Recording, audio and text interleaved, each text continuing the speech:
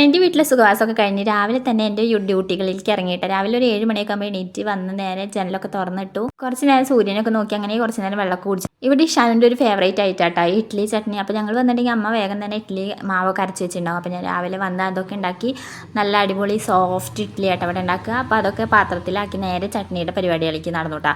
അവന് ഈ സാമ്പാറൊന്നും ഇഷ്ടമില്ല, വെറും ചട്നി മാത്രമേ ഇതിൽ കൂട്ടുന്നത് ഇഷ്ടമുള്ളൂ. അങ്ങനെ ചട്നിയൊക്കെ ഉണ്ടാക്കി ചമ്മന്തിയും വറവിട്ട് ഞാൻ കുറച്ച് നേരം വടക്കോർത്ത് പോയി നോക്കിയിട്ട് എന്താ അവിടുത്തെ പരിപാടി നോക്കി. അപ്പോഴേക്കും ഇഷാനും അമ്മമ്മയ്ക്ക് നീറ്റ് വന്നിട്ടുണ്ടായിരുന്നു. 2 പേരയ്ക്ക് പഴുക്കാൻ വേണ്ടിയിട്ട് കെട്ടിയിട്ടിട്ടുണ്ടായിരുന്നു കേട്ടോ. അപ്പോൾ അത് പഴുത്തിട്ടുണ്ടായിരുന്നു. അങ്ങനെ അതൊക്കെ പൊടിച്ച് കൊടുന്ന് അകത്ത് വെച്ച് പിന്നെ സിങ്കിൽ കുറേ പാത്രങ്ങളായിട്ടുണ്ടായിരുന്നു. അപ്പോഴേക്കും അതൊക്കെ കഴുകി വേഗം തന്നെ കഴുകി അടുക്കളയൊക്കെ ഒന്ന് തുടച്ച് ഒതുക്കി എടുത്ത് വെച്ചു. അങ്ങനെ രാവിലത്തെ ഒരുവിധം പണികളൊക്കെ കഴിഞ്ഞാൽ കുറച്ച് നേരം മുമ്പത്ത് പോയിരിക്കും. അപ്പോൾ കാണുന്ന കാഴ്ചകളാണ് അതൊക്കെ.